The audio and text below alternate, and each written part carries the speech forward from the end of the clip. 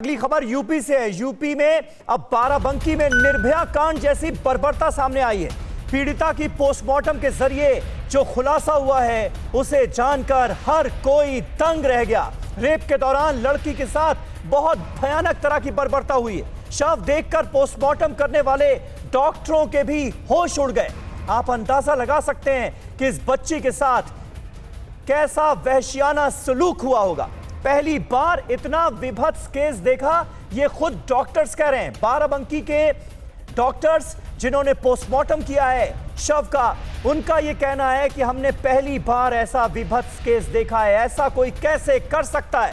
लड़की के private part पर गंभीर चोट के निशान पाए गए। नाक और मुंह दबाने की वजह से इस नाबालिग लड़की की जान गई है। पोस्टमार्टम के बाद पुलिस ने रेप की धारा भी जोड़ी है। बाराबंकी में दलित लड़की की रेप के बाद हत्या हुई थी और अब इस केस में जो जानकारियां सामने आ रही हैं वो दिल दहला देने वाली हैं। यूपी में फिर एक निर्भया की जान गई है। नाबालिग लड़की शिकार हुई है हैवानों का और जो जानकारियां सामने आ रही हैं वो चौंकाने वाली इसलिए क्योंकि जो पोस्टमार्टम करने वाले डॉक्टर्स हैं वो कह रहे हैं कि बहुत भयानक तरह की बर्बरता इस लड़की के साथ की गई है। शव देखकर पोस्टमार्टम करने वाले डॉक्टरों की भी रूह फना हो गई।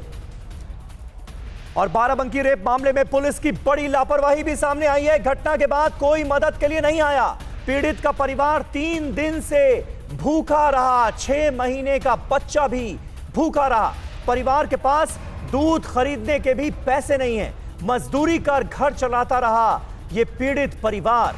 आप अंदाजा लगाइए कितना गरीब परिवार है और उनकी बेटी के साथ ऐसी बर्बरता, ऐसी हैवानियत हुई है कि देखने वालों की रूह कांप गई।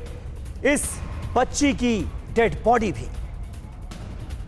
मनीष यादव हमारे साथ मौजूद हैं इस वक्त। मनीष, सबसे पहला सवाल तो जहन में आता है ये कि आखिर यूपी में कानून व्यवस्था को हो क्या गया है। दूसरा, जहां तक इस केस का सवाल है, हैवानों के बारे में कोई जानकारी पुलिस को मिल पाई है? पकड़ा गया है क्या कोई? देखिए, पहले तो ब्रज की धरती शर्मसार हुई थी, अब निशाना अवध है। हालांकि पुलिस लगातार तफ्तीश में जुटी है। कुछ लोगों को हिरासत में लिया गया है, पूछताछ की जा रही है। जांच जिस दिशा में चलनी चाहिए वैसी चल रही है, लेकिन परिजनों को भरोसा नहीं है।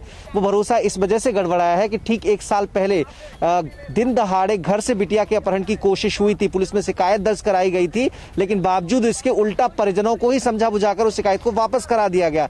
शायद तब अगर सख्त कदम उठाया गया होता तो एक नजीर बनती और आज ये हादसा न हुआ होता। तो परिजन इसको लेकर पुलिस पर भरोसा नहीं कर पा रहे हैं। सीबीआई जांच की मांग कर रहे हैं।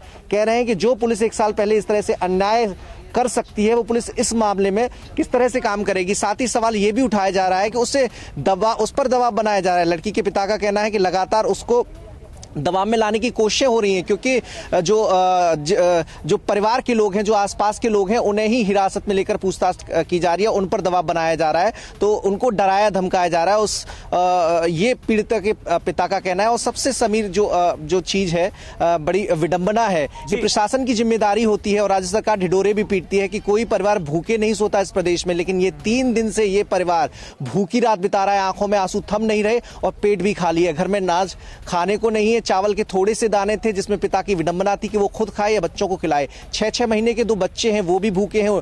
दूध खरीदने के लिए पैसे नहीं है, क्योंकि हर रोज खाना कमाकर ही मजदूरी करके ही खाना कमाने की परिपाटी इस परिवार की रही है और आज भी वही तंगी का दौर है। कर देने वाली जानकारियां इस केस से जुड़ी हुई आप दे रहे हैं और इतनी नृशंस वारदात है, ये भयानक वारदात है। हैवानियत की गई है एक बच्ची के साथ और उस पर जो पुलिस और प्रशासन का रवैया है वो और भी शर्मसार कर देने वाला है।